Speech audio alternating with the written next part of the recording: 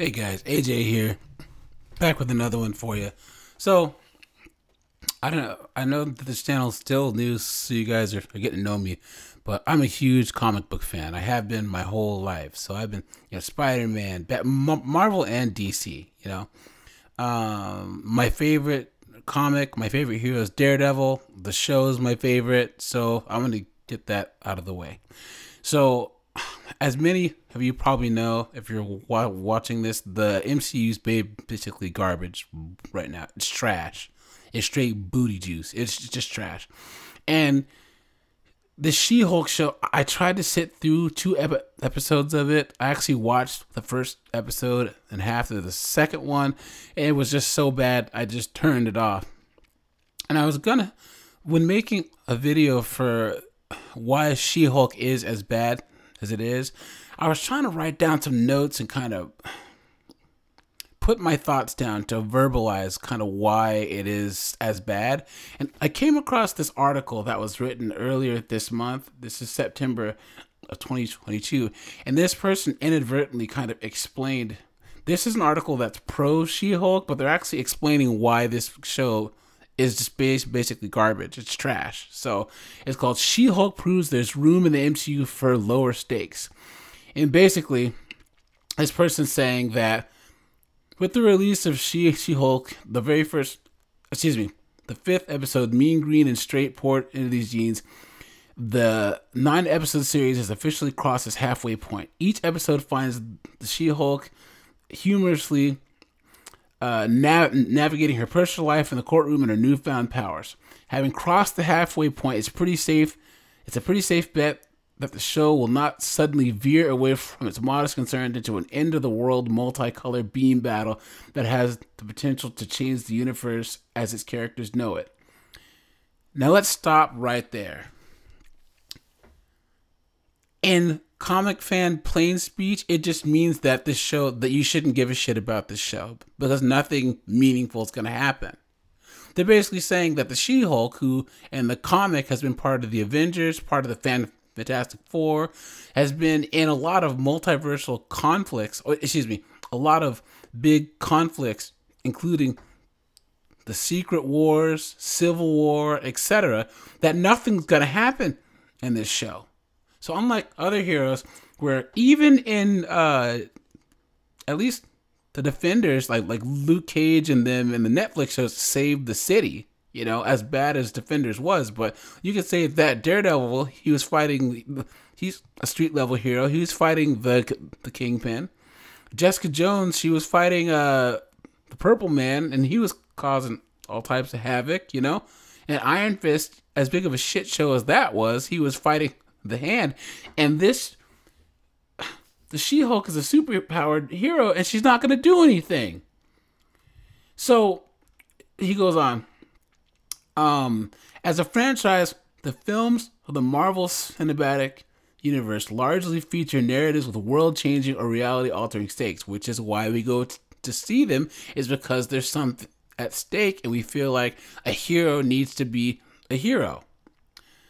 For the most part, the narratives of the Disney Plus MCU series keep consistent with this approach. WandaVision does blank, Loki deals with destruction of time and space, blah, blah, blah. Instead, She-Hulk is content exploring the relatively modest concerns that impact the She-Hulk's daily life.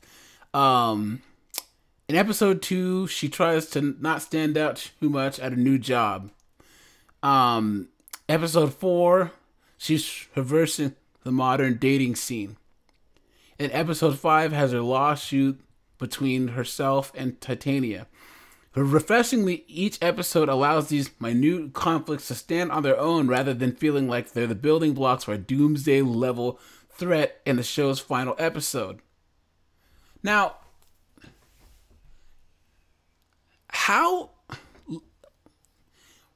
answer in the comments, because I'm mystified. They're saying that they intentionally didn't build up to anything big that's going to matter.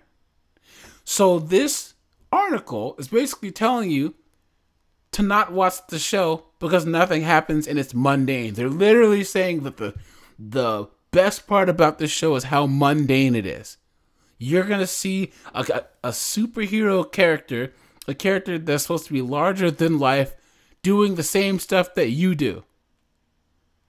Now, I don't know how that made that past the writing room, but I'm going to make a video about the people who wrote this stupid show. But I think that people miss the point of what comic book stories, any type of mythology is. We want to see fantastical people doing fantastical things. It's escapism. I don't want to escape into a show that shows a person that looks weird doing regular things. That's crazy. And it says, certainly, the many supporting characters and cameos will be an integral part of the season's finale, but they don't feel like a handful of chess pieces being moved forward to an intergalactic conclusion. That's what we want in a series, you bozo. I don't know who wrote this, but they're summing up exactly what my frustrations with the show that I saw in the first, I would say, episode and a half are. And with general MCU writing as a whole, this is basically summing up phase 4, because this is saying that She-Hulk, each episode is different and not connected and mundane. In phase 4, all the movies were not connected, they're mundane, and they weren't very, very good. And no, I don't consider Spider-Man No Way Home as an MCU film, because Sony made it and they're basically taking Spider-Man out of the MCU. But this article is summing up current Marvel in the perfect way. I don't think this person meant to do this, but bravo for you. So, cleverly, She-Hulk subverts audience expectations. There's that subvert word, guys. Anytime you see subvert, run. Clearly, She-Hulk subverts audience expectations from the first episode.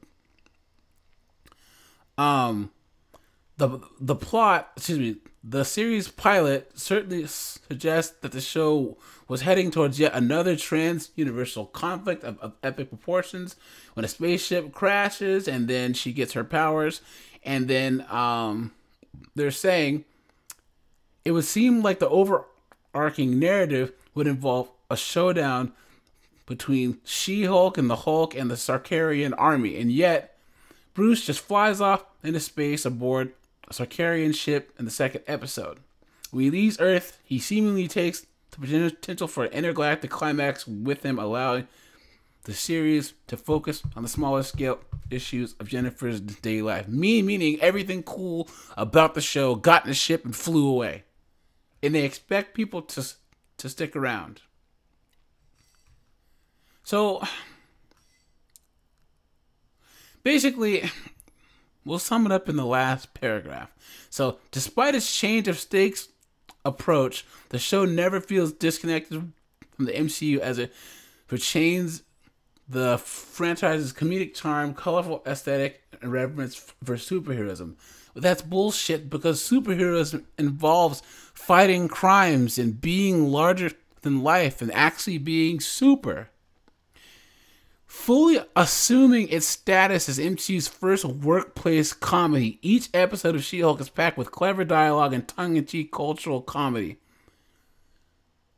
No, it's not. And from the cold blues of Blonsky's prison cell to the saturated reds of Donnie Blaze's magic cell, each scene reflects the vivid colors of the comics that inspired the show. Even with the show's the show's meta fourth wall breaking and never loses its respect for superheroes at its core.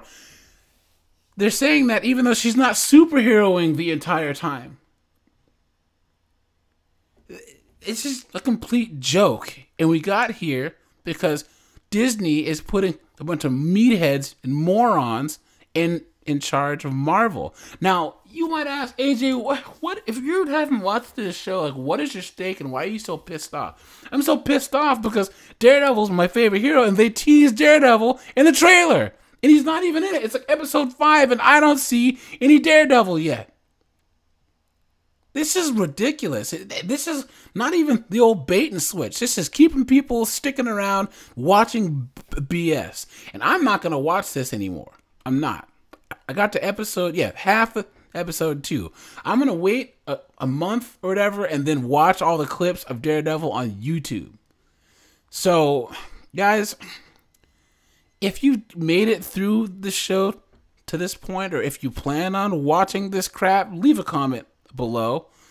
If you hate this show, or if you think that it's stupid, leave a comment and let me know why. But do you think that this person summed up everything bad about the show inadvertently by trying to make it seem good? Alright, you guys. This is AJ. I'm out. Like and subscribe and stay safe.